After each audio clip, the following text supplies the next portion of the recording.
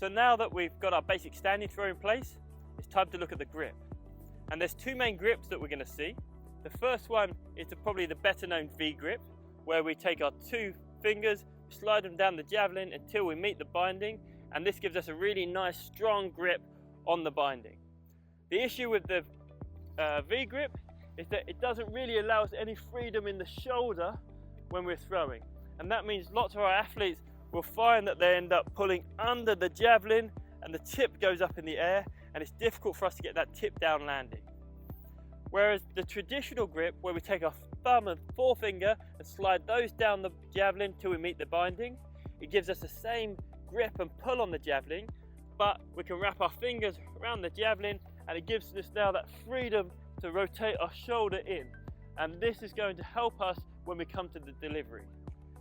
Having the traditional grip also allows me to rotate my hand and my wrist in, and this means I can flick my wrist during the delivery and impart some spin onto the javelin, and this spin is going to help with our flight and help us to get that tip down landing. So the traditional grip, we have our thumb and forefinger sliding down the javelin till we meet the binding, and we want to make a loose grip around the javelin with the rest of our fingers. Now we should have a small gap in here between our hand and the javelin, so that we have a relaxed grip to do that flick at the end of the throw, and that relaxed grip also allows me to rotate my hand and rotate my shoulder in the delivery. So when we come back to our standing throw, we're going to use our traditional grip, have that hand nice and high at the back and long at the back with that athletically straight arm.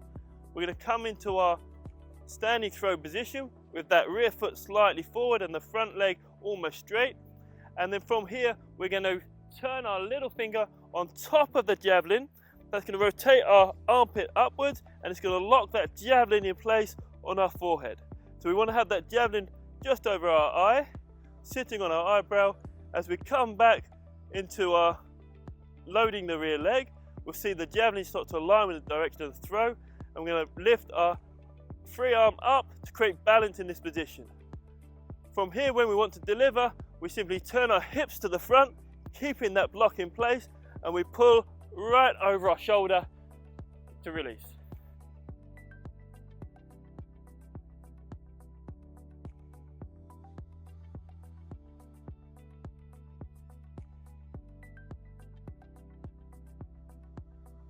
Now when we want to add speed to our delivery, we're going to try and have this stretch through our hip, a stretch through our chest, and then a fast and low release on the javelin.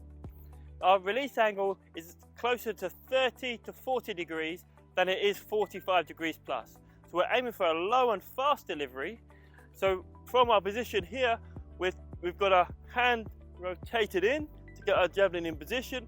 To open our chest, we want to turn our hips to the front, and then we lift our chest to create that stretch. And now as we deliver low and hard, we're going to rotate our hand outwards.